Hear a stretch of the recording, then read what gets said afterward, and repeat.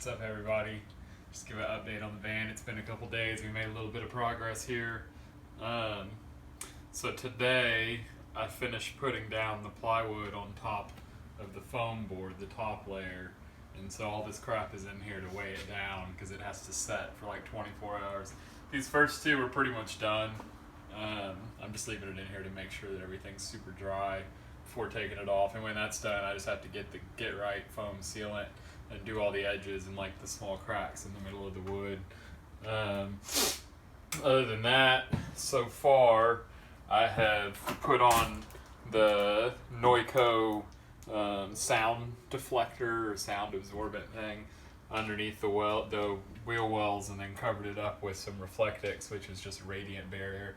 And then on the walls, if you see all these little silver things, that's that Noico sound barrier as well. It has a self-adhesive on the back, so you have to put it on each panel and then roll it on. And my roller broke like halfway through, so that was fun. Use a bootleg tool to get it done, but it's good. Got all the way to here tonight. It's quite a bit of work rolling all of it on just to make sure that it's on good and it's in like awkward spaces all in there. These were easy and the roof was easy, but the weird spaces were tough.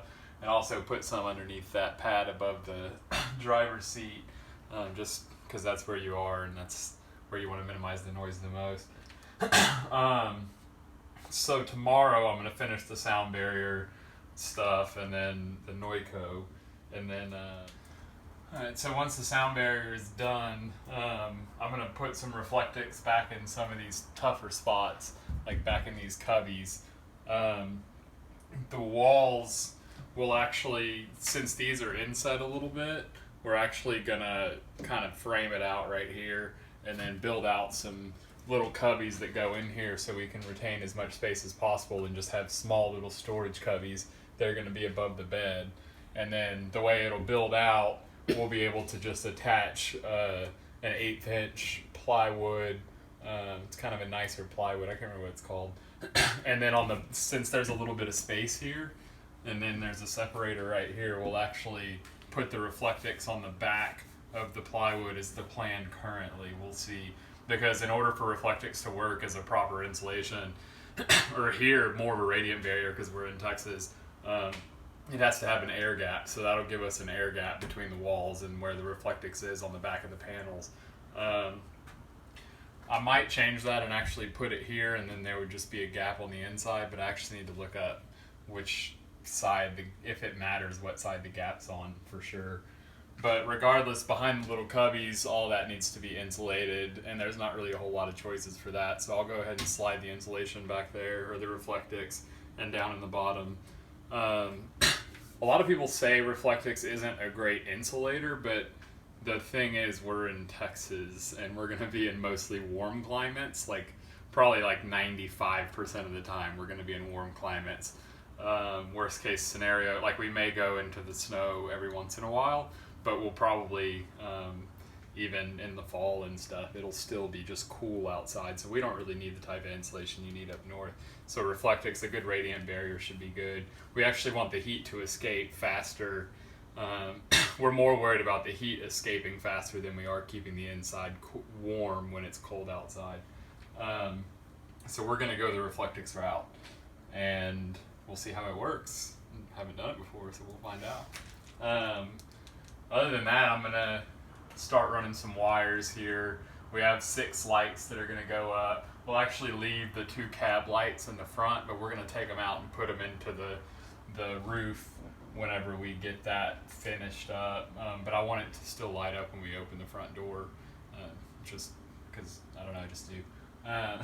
Apart from that, we have 6 little lights that'll be on a dimmer switch that's going to be hooked up to a panel up by the sliding door next to where the sink is going to be.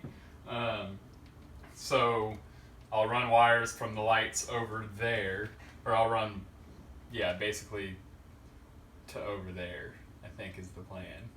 We'll see. And then run a wire from over there to over here, probably over the roof, or through the roof, that'll connect the switch panel and the dimmer switch that are going to be up front over to the fuse box. the water pump and everything is going to be going to connect to the the water pump and everything is going to connect to the switch, which is going to be by the entrance by the sink, so there's no real need to run a wire there. So then it's just picking some spots to run anything that's not going to be back here to run the different USB plugs and the 12 volt plugs. There was just going to be like one or two. I'm probably going to run like a wire from the front side of what's going to be a cabinet here and the back side of what's going to be a cabinet, just to have them, because it's better to have them and not use them than to have to run it after you've put all your walls and everything in. And then the vent fan as well, it's going to need a wire that runs to the switch panel. So, hey kitty, there's a cat in our garage. That's pretty much it. So, a little bit of insulation, run some wires. Oh, one thing I forgot. So I got some rivet nuts to go in all these little holes here. I believe they're 1/4-inch rivet nuts. I hope they fit. I'm going to give it a go. We'll find out. What that does is it allows you to just use regular bolts to screw in, so we'll be able to drill through all of our studs. They're going to go on these long panels here, and then you can just bolt them in. It'll just help minimize the amount of screws that we have to put through the sheet metal. So that's another task on the list. And that's pretty much it. That's all I got for now.